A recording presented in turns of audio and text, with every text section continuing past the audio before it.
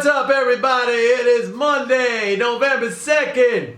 We're almost here. Election day is tomorrow. Wow. I've been talking about this for a long time. It's going to be wild. It's going to be crazy. I can't wait.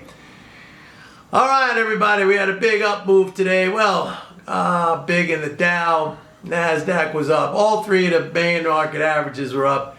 I think, I'm going to go out and say this. I think that the correction that we just went through, that October correction, I think it's over. I think we go up, and there's a number of reasons, but my primary reason is that, look, the fiscal support is still, I know you're probably saying, oh, there he goes every day talking about this, but this is the key thing. This is the core of the analysis. This is the driver of everything. We're like 90, 100 billion over where we were last year. So remember, last year, record fiscal year, 7 trillion in total spending. That was up, almost 2 trillion over the previous year. We're already up 90, 100 billion over where we were last year. And as I always say, the money's got to flow somewhere. I mean, somebody's receiving that money.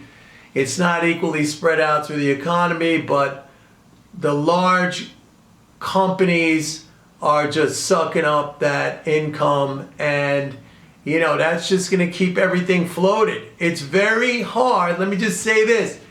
It's very hard to call a bear market or a contracting economy or recession when you have that level of fiscal support. It's almost an impossibility. You can have corrections in the stock market when things get a little bit frothy. I understand that.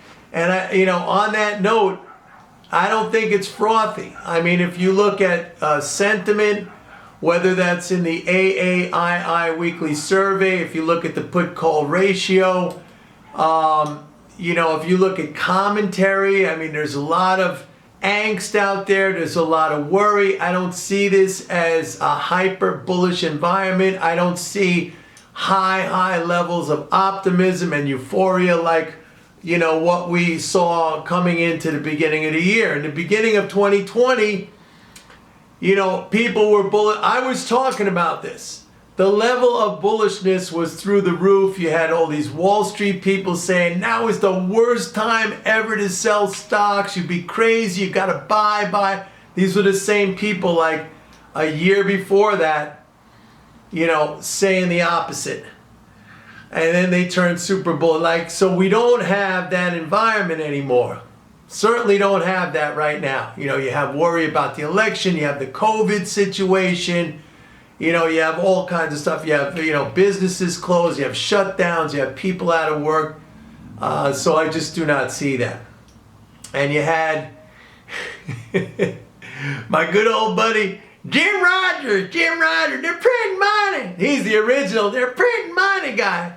Saying, I don't know, for the umpteenth time, he's saying, this is going to be the worst recession in my lifetime. He's 78 years old, this guy, the poor guy. He keeps saying the same thing over and over again. The recession's never happened.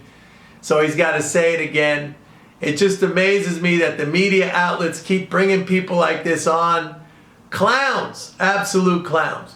Hey, let me remind you, it is Monday, so I sent out the new edition of MMT Trader. If you want to get a copy of that, go to my website, pitbulleconomics.com, and sign up for a 30-day free trial.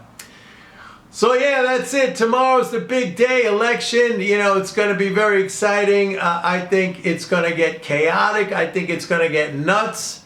As I've been saying, no matter who wins, the other guy's going to say, it's invalid or whatever.